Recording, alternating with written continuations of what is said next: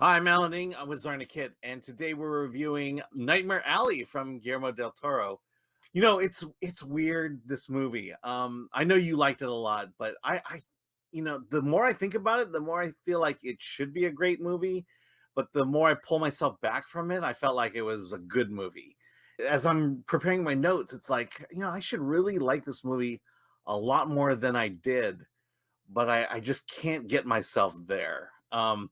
But I think you really liked it, so let me get your thoughts on it. I'm curious why you feel you should like it and why you didn't think you got there. But I will tell you why I liked it, and then maybe we can figure Yeah. out. Psychoanalyze you like Blanchett psychoanalyzed Bradley Cooper in Nightmare Alley and Yeah. figure out the root of your problems with this movie, Alan. Okay, I am first of all to start off. I'm a fan of Guillermo del Toro, not like with everything. Some of his movies that are like my all-time favorites, like Pan's Labyrinth, Shape Mhm. of Water. I know won Oscars, and that I liked but not loved. I wasn't a huge champion of that film, but he fascinates me. I love his creativity. I will go and see anything that he does. So naturally, I went to see this, but in going, I was not feeling it. Just going into Mhm. this film, wasn't feeling it. But when I sat down, Alan, I just got so immersed in this movie. The world that, first of all, the worlds that Guillermo can create are.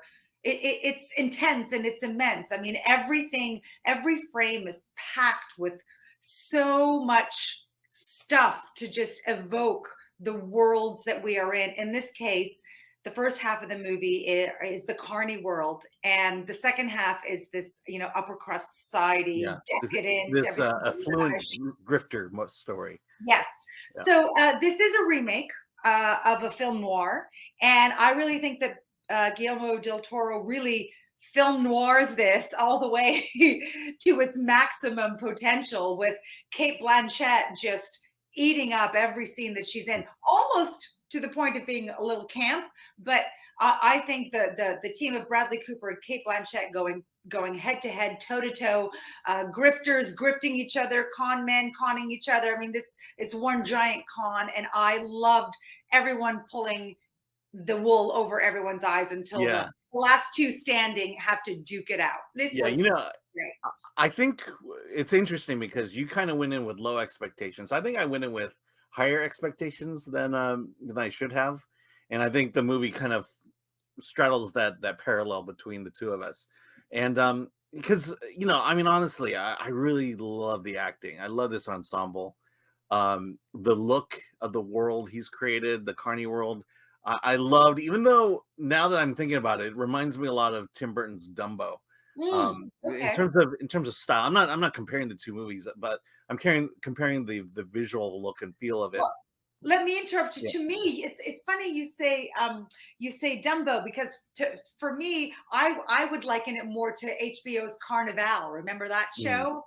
I haven't seen that one, but Yeah. I know the posters. Yes. Yeah. So that was to me kind of evoked that. But anyways, Tim Burton's good. Yeah. That's good. Yeah. Yeah, Yeah. and then I think a lot of it is the fact that it is a noir, and I do like noir, but there's an inherent problem with noir in the sense that it's depressing.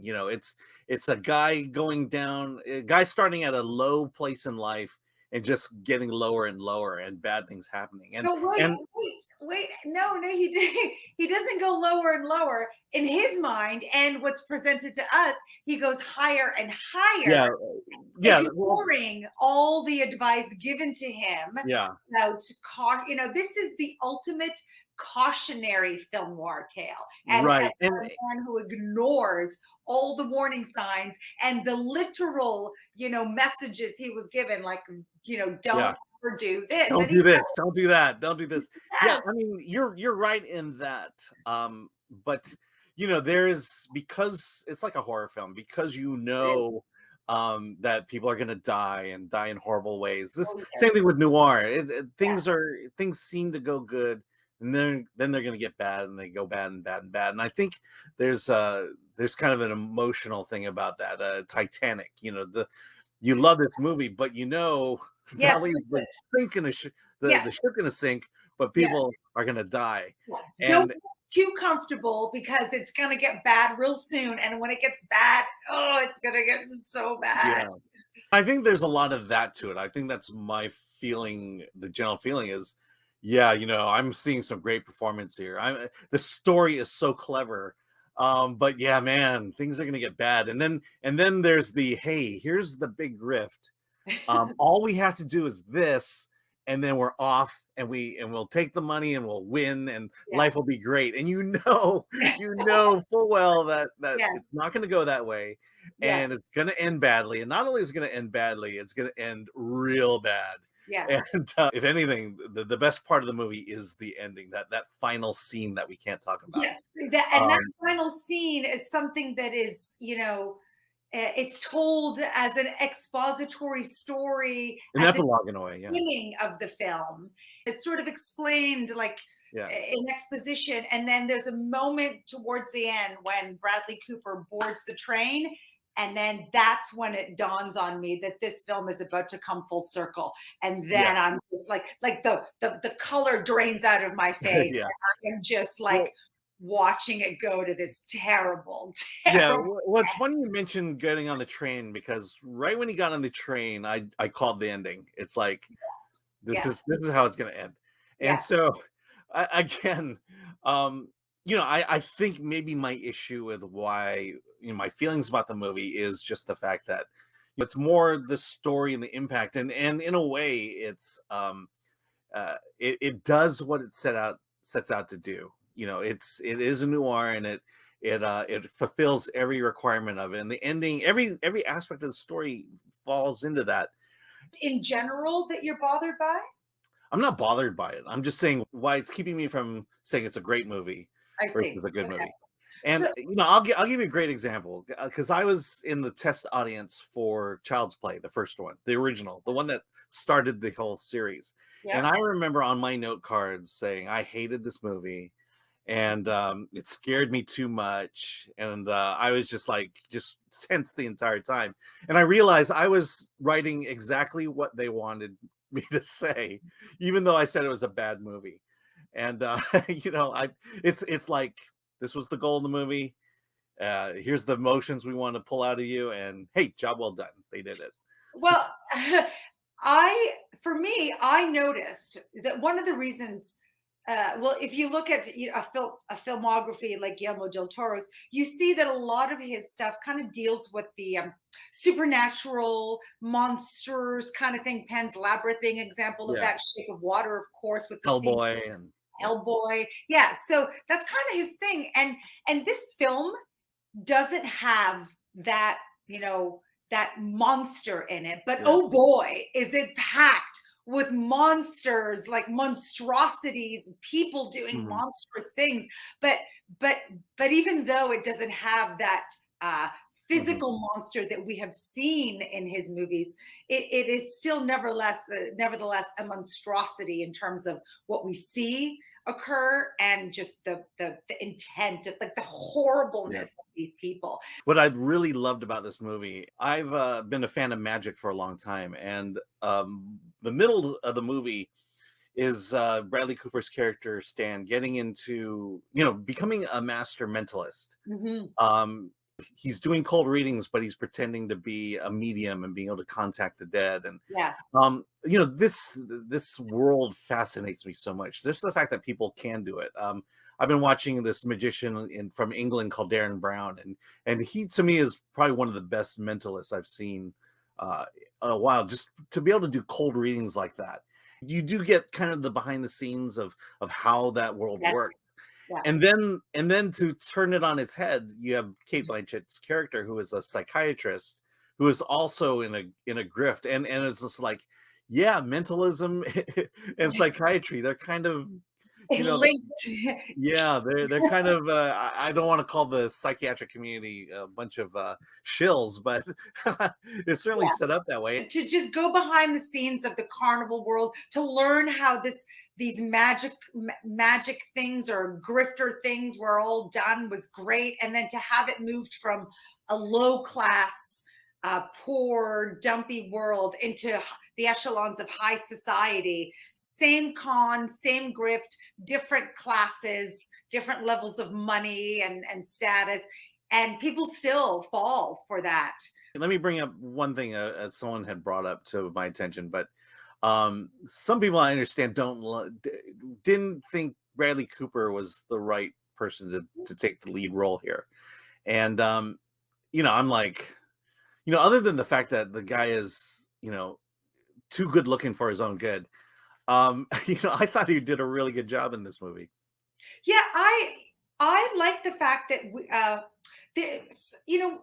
it kind of went along with the whole film noir, where like back then the leads were very glamorous and beautiful anyways. And so our two leads here are some of the most beautiful people in Hollywood, with Bradley Cooper and Cate Blanchett. Like, they are beautiful. But also the thing is Bradley Cooper's character is, I would say, one of the few characters in this film who actually has an arc. The other ones, they are kind of who they are. Willem Dafoe,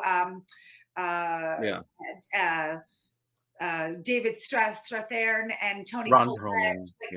They're all, they kind of are who they are. Richard Jenkins, Mary Steenburgen, but his character really does have an arc, and he appears to be, he kind of enters this carny world with like an innocence / disgust, and then we see him change. We see him want to absorb everything, take everyone's advice, become that.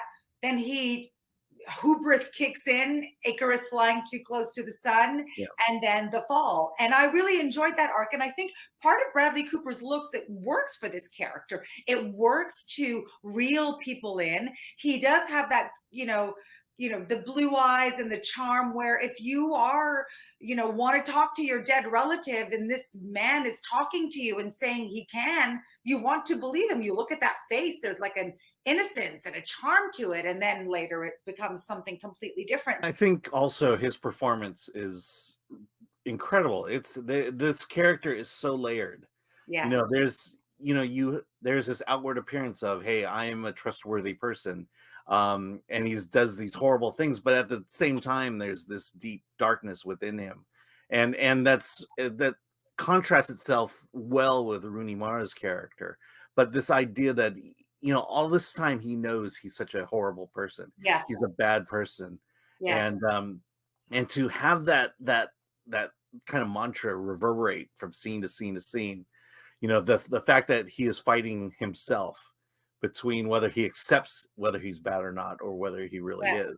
So my question is this a 9 for you? I think it is. Yes, without a doubt. Like, just 9. I didn't even, when the credits rolled, before the movie ended, I already knew this was going to be that for me. It's not just a recommend, but it's a high recommend. And I do have to say, please watch it in the theater. There is something so glorious and decadent to watch all of every and the sound. The sound, yes, but just this world, this little, Cyclops babies in jars, in pickled jars, things like that. Watch it on the big screen, and I think you will agree with me that it is deserving of that rating. Alan, I know you. I'm happy you enjoyed it, and I'm happy it's a recommend for you, because I want you to recommend this. But I don't think you loved it as much as I did, so I'm just gonna slash it down one notch, and I think it's an 8 for you, maybe 8.5. No, it's an 8. It's definitely an 8. It's definitely just. We talked about the cast, the visuals, the story. It elevates it beyond your typical good movie. And so, definitely an 8 there. Let us know what you thought of Nightmare Alley. Like, subscribe, comment below. This is a good talky movie, one that you watch and you talk with your friends about it. So, like we did here. So with that, let's get out of here.